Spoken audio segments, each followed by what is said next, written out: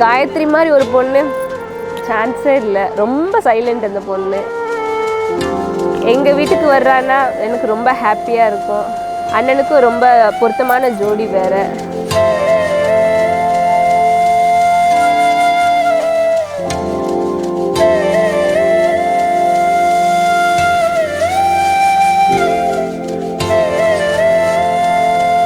எனக்கு அக்கா வந்து ஒரு அம்மா மாதிரி.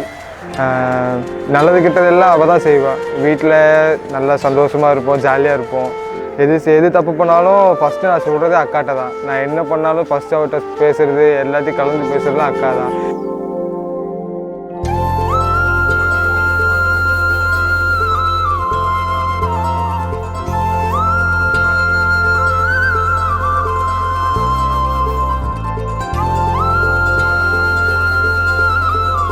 நானும் அங்கே அண்ணனும் எப்படின்னா நீங்கள் நினைக்கிற மாதிரி பெரிய அளவுக்குலாம் டெய்லி எங்கள் வீட்டில் சண்டை தான் நடக்கும். ஆனால் அண்ணன் வந்து என்கிட்ட பேசிடுவான். இருக்கணும், எங்கள் 2 பேத்துக்குள்ளே சண்டை இருக்கணும்.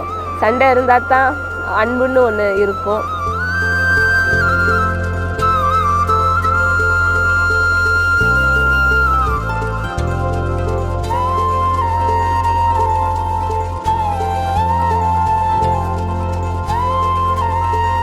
மாமா எனக்கு ரொம்ப பிடிச்சிருந்துச்சு.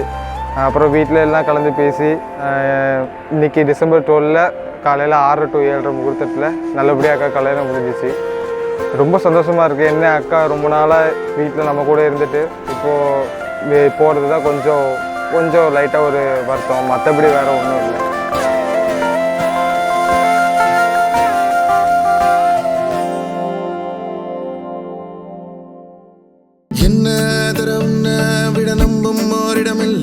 இனி நாளை முதல் நானும் நீயும் வேற வேற இல்லை.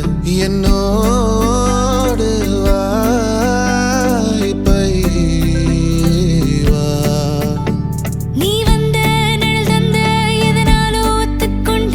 நீ பார்க்கும் போதும் பேசும் போதும் நெஞ்சில மின்னல் கண்ட. இனிமேல் என் வாழ்வே உன்னோடு. வருவேனே பின்னோடு. இன்னும் 100 ஆண்டு நம்மாயுள் வேணும். கைரேக எல்லாம் தேஞ்சும் நம்ம ஆசை வாழும். ஓ அன்பு எனும் பானோ என் உசுர் வர வேணும். மூச்சு காத்தில் நான் மூழ்கி மாய்ந்திட வேணும். கண்கள் 4 பார்த்தும் பார்வை ஒன்றே வேணும். காலத்துக்கும் நீ வேணும்.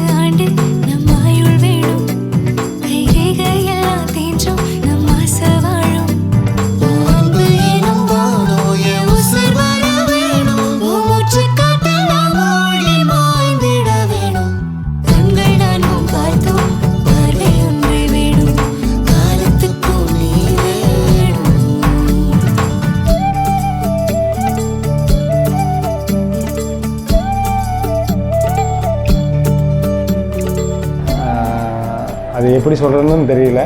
ஏன்னா இவ்வளோ நாள் நம்ம கூட இருந்தாப்புல. ஸோ இப்போது ரொம்ப ஹாப்பியாக இருக்கேன்.